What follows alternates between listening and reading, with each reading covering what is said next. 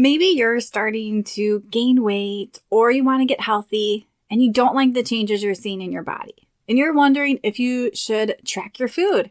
Maybe use MyFitnessPal. You're thinking maybe that if you just eat within a certain calorie range, then you'll lose weight. That's what everyone does, right? That's how we lose weight and start to feel better. Well, today I'm going to break this down a little bit about whether or not you should track. And before we jump into the topic today, I want to share this quick little review that one of my clients was kind enough to leave. And I want to highlight this review today because I want you to understand how important mindset is and how really changing some of these thoughts that are going through our mind can help us get that long-term success that we really need, and how to really feel good and really get healthy from the inside and out, physically and mentally. Hi, I'm 47 years old and started working with Michelle. I was really looking for a coach who worked specifically with women over 40 because I had noticed I was starting to gain weight and really having body changes at this time in my life. Michelle was awesome at helping me break down simple action items to help me keep moving forward so I didn't get overwhelmed and get stuck. She really opened my eyes to some mental mindset issues I had going on that I didn't realize. For example, I didn't think I was falling into diet culture or getting obsessed with tracking and being at a certain weight, but clearly I was. She helped me realize that I was holding on to a previous weight on a pedestal and not embracing where I am today and what my body can do today. And she also helped me realize, because I stopped focusing on superficial things, that really I have probably some perimenopause issues going on that I need to address. So all in all, I think my time with Michelle was really worthwhile, and I highly recommend her for your health needs. So I hope you guys enjoyed hearing from my client and just noticing how mindset was a really big piece for her. And I also encourage you to take advantage of my flash sale I have going on right now to celebrate the 100th episode of this podcast.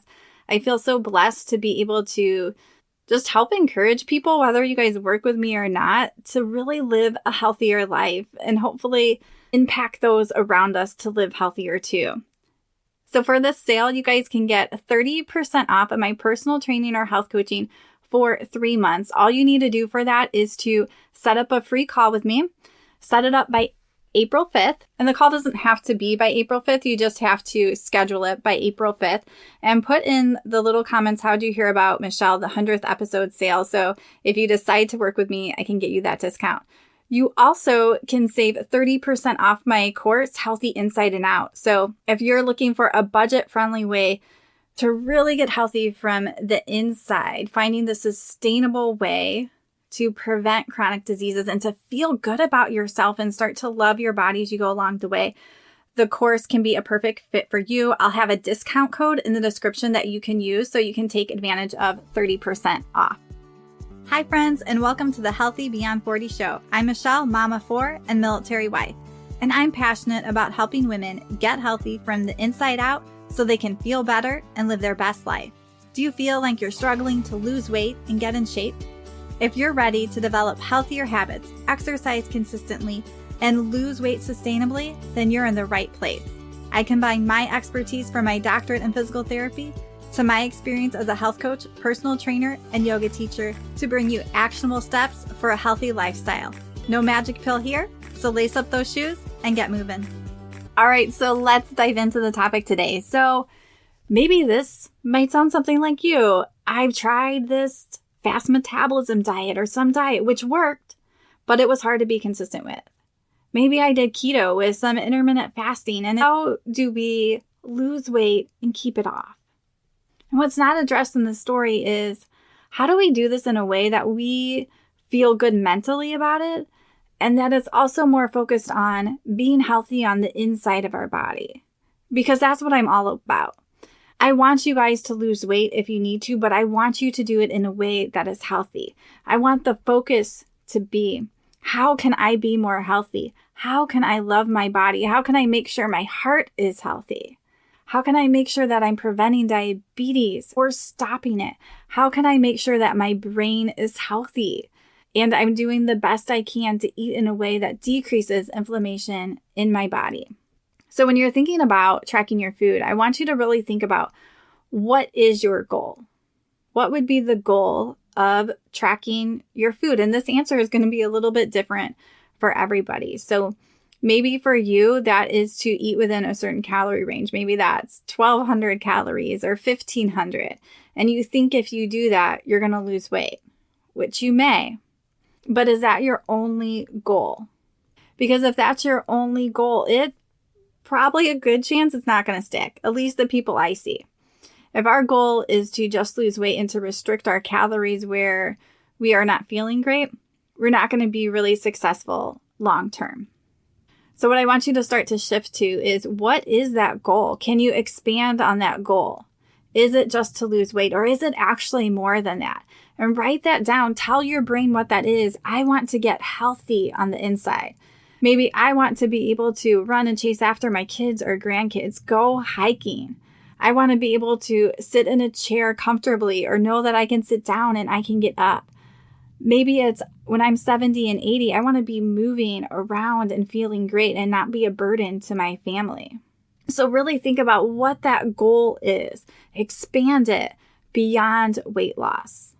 And the same thing goes along when we're thinking about weighing ourselves. It has to come back to this idea of really being focused on what your goal is. And I did an episode, it was episode number 52, and it was about whether you should weigh yourself and how to break free from that scale obsession. So I'm going to have that link. I always try to have links of related episode in the description.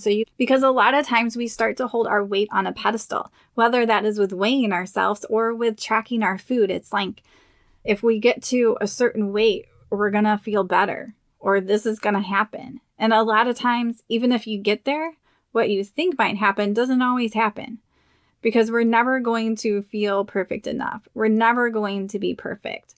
So we really need to break that down. And that's something I do a lot in coaching, is helping people to start to shift these mindsets and really look at what they want, because it makes a big difference when you need that motivation to keep going. And I just want to talk about using food tracking as tracking your calories. And so what happens sometimes is it doesn't give the full picture. So we always think a calorie is a calorie. If we burn it off, we're going to lose weight. But not all calories are exactly the same either. So this is sometimes where calorie tracking can get a little tricky. So for example, if we are eating 100 calories worth of ground turkey, and we're also eating 100 calories of a granola bar, what happens is that all those calories from the granola bar get absorbed because it's already broken down. It can go right into our bloodstream. But with meat, for example, it takes energy to actually break that down. And sometimes with fiber, you're not going to quite absorb all of the calories either. So when we're looking at what we're eating, that does matter too.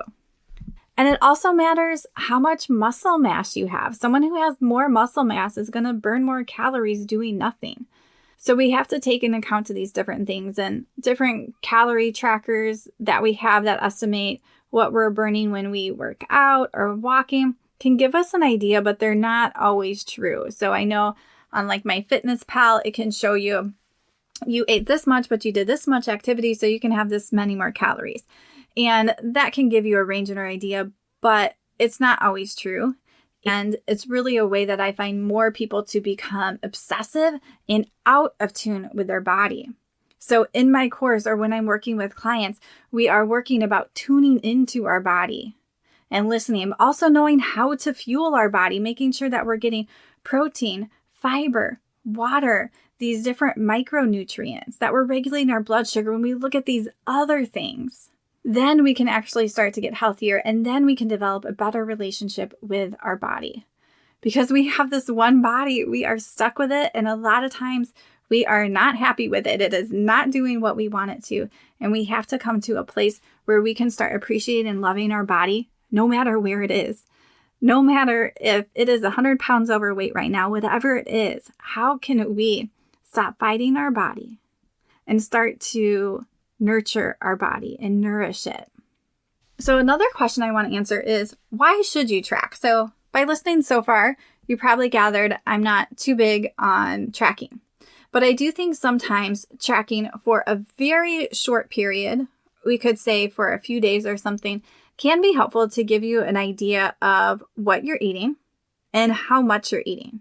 So it can provide some insight that can help you. But what happens is when we keep trying it, we use it as this way of restriction. But if you want to track, you could do it for a few days to really see, what am I eating? Am I getting enough protein? And in my course and with my clients, I break down a different range of protein that people could have. Am I hitting that? And sometimes we're so used to this idea of looking at calories, calories, calories. But there's a lot of other information we can really find out about our food that is more helpful than just calories. Because we want to focus on food that's going to be healthy and nourish our bodies. And that goes way beyond calories. And it goes back to this idea that I like to focus on, and all I do is to keep things simple, to take a habits-based approach so that you don't get overwhelmed, so that you feel good, and that you stay consistent. Because a lot of times when we're looking at tracking our food, is that something you want to do for the rest of your life? How does tracking your food make you feel? Does it make you feel better all the time? Even if you go to a party and you have pizza, or maybe you have some cake? Because we want something we can do long term. We want something that is going to make us feel good mentally about ourselves. And a lot of time, tracking long term and looking at counting calories does not do that. So hopefully this was helpful for you. And if you are someone who is in this calorie tracking or tracking all my food, knowing that there can be something else you can do that might make you feel better about yourself, something that can help long term, something that can help to shift the focus to being healthy on the inside, physically and mentally. So I encourage you that if you feel like you could use some extra support, maybe you're feeling stuck, maybe you're like, I don't quite know how to apply this to myself, is to take advantage of the flash sale. Set up that free call. We can talk. If you just want to directly sign up for my course, I'll have the code so you can save 30% for that. But whatever you do, keep moving forward. Keep it simple. What is that one small thing you can do today and the rest of the week that you can start living healthier, feeling better, and nourishing your body?